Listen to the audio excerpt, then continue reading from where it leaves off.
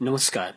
OS नेपालको recorded साउन्डमा तपाईलाई हार्दिक स्वागत छ र आज हामी एउटा त्यस्तो व्यक्तित्वको बारेमा कुरा गर्दैछौं जो पछिल्लो समयमा नेपालमा इन्टरनेशनल लेभलको रियालिटी शो नेपाल आइडलमा प्रवेश गरेकी छिन् र त्यो भित्र पनि उहाँ एकदमै होनहार प्रतिभाको रूपमा स्थापित हुँदै आइरहेकी छिन् र उनको बारेमा हामी केही यहाँ विश्लेषण गर्दैछौं र विश्वभरबाट सुनिरहनुभएका सबैले यसलाई शेयर गरेर तपाई सबै सहयोग र समर्थन गर्न सक्नुहुन्छ। पूर्व झापा जिल्ला जलथलमा 2055 सालमा माता पम्फा पौडेल टीका राम पौडेलको पहिलो सन्तानको रूपमा जन्मिनु भएकी मेनुका पौडेल हाल नेपाल आइडलको एकदमै होनहार प्रतिस्पर्धीको रूपमा अगाडि आइरहेकी छिन्। उनी आँखा देख्न सक्दिनन् र बाल्यकालदेखि नै दृष्टिहीन हुन्। जब बाल्यकालमा आमाको न्यानो काख र बुबाको साथ चाहिन्छ त्यो समय उहाँ आमा बुबाको न्यानो काख छोडेर 5 वर्षको कलिलो बाल्यकालमा आफ्नो आफन्तहरू भन्दा टाढा नौलो मानिसको भिडमा मेनुका पुग्न सफल भएकी थिइन्। हुन त यहाँलाई यो संसार कस्तो छ आभास नै भएन होला, कारण उहाँ जन्मजात नै दृष्टिहीन हुनुहुन्छ। के रात के दिन, के आफन्त के पराई, देख्न नसक्ने व्यक्तित्वलाई पक्कै पनि सबै बराबर हुन्छ। तैपनि उहाँको छुट्टै कथा छ। यति सानो उमेरमा नचिनेकालाई चिन्ने प्रयास मात्रै भएन, उनीहरूकै मनमा बस्न सफल हुनुभयो। आफूभन्दा माथिल्लो उमेरका दाजु दिदीको माया मात्रै होइन, होस्टेलका गुरुका मन जित्न पनि सफल हुनुभयो। यति सानो उमेरदेखि नै त्यो अनुशासन नभएको भए सायद उनी आज यो स्थानमा हुँदैन थिइन् र उनले जीवनमा धेरै संघर्ष गरेको कुरा पनि सुनाइन्। संघर्ष नहुँदो भने जीवनमा म अहिले यहाँसम्म आइपुग्दैन थिए भन्दै उनले हामीलाई यसरी आफ्नो वेदना पोख्नु भएको छ।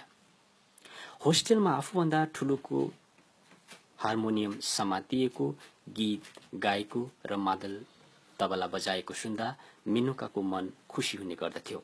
उहाँ आफ्नो बारे सुनाउनुहुन्छ।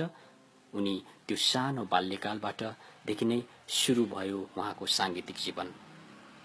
सुरुमा क्षण निकै कष्टकर नै थियो। साना हातले हार्मोनियम समाउनै सक्दैनथे उनी। सकोस पनि कसरी आमा बुवाको हात समातेर हिँड्नु पर्थ्यो त्यो बेला। र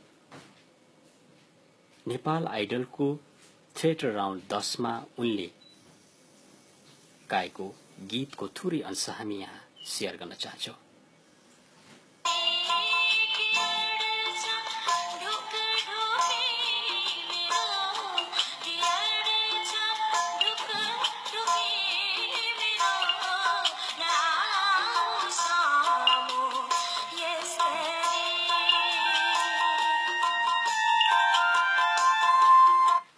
हो दर्शक महानुभावहरू, तपाईहरुले यो गीत पक्कै पनि तपाईहरुको मन मुटुसम्म बिज्न सफल भएको होला।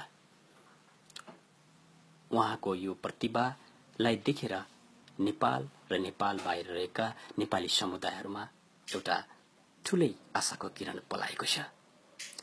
हामी उहाँको जीवनको पछिल्लो घटनाहरू पनि यहाँ अहिले व्याख्या गरिरहेका छौं।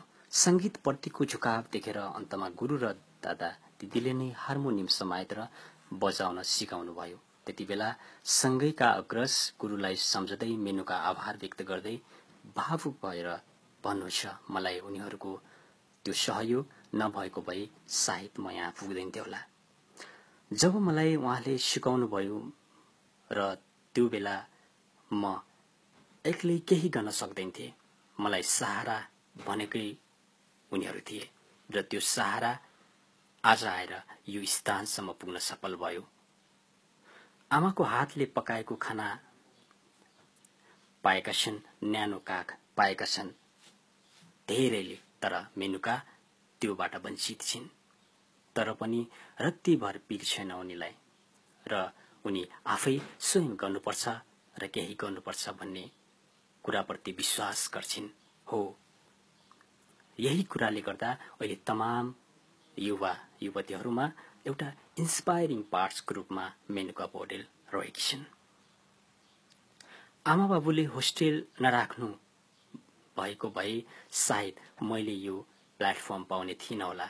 हो, उनी जसरी आँखा देख्न सक्दैनन् र त्यसरी मान्छे आफ्नो आमा बुवाको काख, आमा बुवाको हात समातेर हिँड्ने गर्दथे, तर उनी सानै उमेरमा होस्टेलमा बस्न पुगिन् र जसले गर्दा उनलाई एक्लो जीवन अथवा एक्लै केही गर्नुपर्छ भन्ने महसुस भयो र हरेक कुराहरू आफै स्वयं डिसिजन लिनुपर्छ र आफ्नो जीवनका ती गोरेटाहरू, ती मोडहरू पार गर्दै आफू अगाडि बढ्नुपर्छ र आफ्नो एउटा सांगीतिक यात्रा, जुन सांगीतिक यात्रामा उनी लडीबुडी हुँदै आउनुभयो, त्यसरी नै सायद यही हुन पर्छ जसले गर्दा आज उनी नेपाल आइडल जस्तो एउटा ठूलो प्लेटफर्ममा उदाइरहेकी छिन्।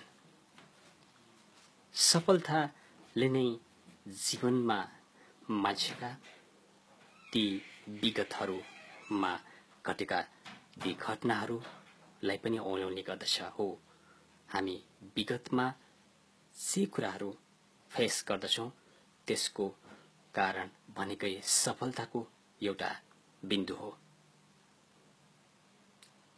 तपाईहरुलाई कस्तो लाग्यो? र हाम्रो युट्युबमा गएर पनि सब्स्क्राइब गर्न नबिर्सिनुहोला। धन्यवाद।